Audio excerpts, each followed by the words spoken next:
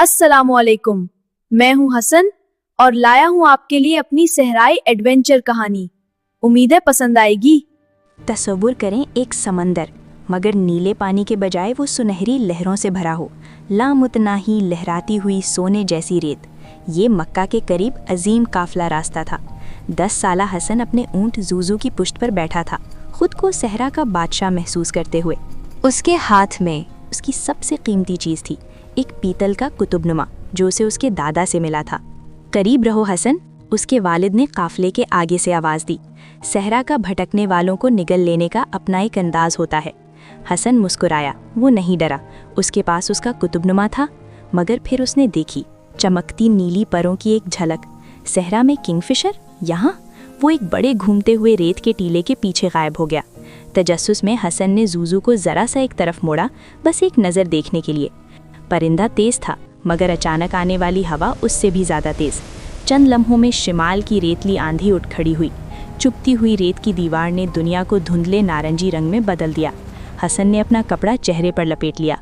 अब्बा, अब्बू, वो चीखा। कोई जवाब नहीं, सिर्फ हवा की चीख। उसने सिमत देखने के लिए जेब में हाथ डाला। उसका दिल धक से रह गया। जेब हल्की थी, खाली। उसने नीचे देखा, पीतल का कुतुबनुमा आधा रेत में दबा हुआ था। वो लपका, मगर फिसलने ने उसे एक ऊंचे टीले से नीचे लुढ़का दिया। जब तक वो नीचे पहुंचा, कुतुबनुमा टूट चुका था। सुई बेकार घूम रही थी। काफिला गायब हो चुका था। सूरज गुरूब हो रहा था और साए लंबी सियाह उंगलियों की तरह रेत पर फैल रहे थे। हसन अकेला था। रात का सहरा एक मुख्तलिफ दुनिया होता है, सर्द, पुरइसरार। हर खुश्क झाड़ी की सरसराहट किसी जिन या शिकारी जानवर जैसी लगती थी। हुस्न ने जूजू की गर्दन को मजबूती से थाम लिया। अब हम क्या करें? उसने सरगोशी की। उसके गले में रुकावट सी आ गई, ना नक्शा, ना कुतुबनुमा, ना कोई रास्ता। फिर उसे अपनी माँ की आवाज़ याद आई। जब तुम खो जाओ हुस्न, तो याद रखना कि रास्ता किसने बनाया है। हुस्न जूजू से उतरा और ठंडी रेत पर घुटनों के बल बैठ गया। उसने हाथ उठाए, आवाज़ कांप रही थी मगर साफ थी। या अल्लाह, भटकने वालों के रहनुमा, मैं छोटा हूँ और ये सहरा बहुत बड़ा है। बराहे करम मुझे घर का रास्ता दिखा दें। दुआ ख़त्म करके उसने आसमान की तरफ देखा। आंधी ने आसमान को साफ कर दिया था, जैसे किसी ने मखमली कपड़े पर हीरे बिखेर दिए हों। अचानक हुस्न को कुछ नज़र आया। एक सितारा बाकी सबसे ज़्यादा चमक रहा था, कुतबी सितारा, अल-जद्दी। उसे अपने वालिद की बात याद आई कि अल्लाह ने सितारों को आसमान में रहनुमाई के लिए रखा है। उसने दुब्बे अकबर को देखा। वो एक बड़े चम्मच की तरह लग रहा था, जो उसे सीधा रास्ता दिखा रहा था।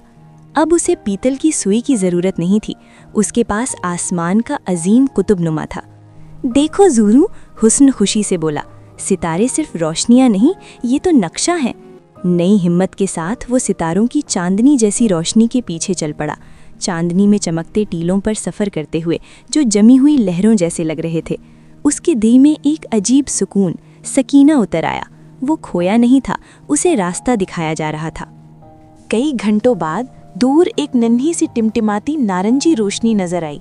इस बार वो सितारा नहीं, बल्कि आग थी। हसन, हसन!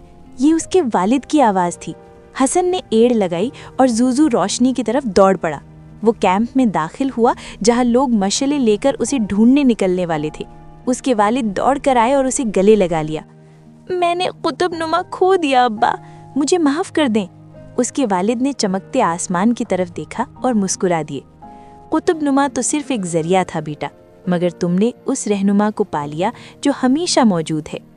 इस रात हसन ने सीखा कि हमें हमेशा तैयारी रखनी चाहिए, मगर हमारा असल भरोसा अल्लाह पर होना चाहिए। जब अंधेरा सबसे ज़्यादा गहरा हो, तभी उसकी रोशनी सबसे ज़्यादा चमकती है। जैसा कि अल्लाह ताला कुरान मजीद में इरशाद फरमाते हैं, और वही है जिसने तुम्हारे लिए सितारे बनाए ताकि तुम खुश्की और समंदर की तारीकियों में उनसे रास्ता पा सको। और याद रखो, और जो अल्लाह से डरता है, अल्लाह उसके लिए निकलने का रास्ता बना देता है। अंधेरे या भटक जाने से कभी न डरो, अल्लाह पर भरोसा रखो, वो तुम्हें हमेशा रास्ता दिखाएगा। कहानी कैसी लगी? और हाँ, मजीद खूबसूरत इस्लामी कहानियों के लिए लाइक, शेयर और सब्सक्राइब करना मत भूलिए।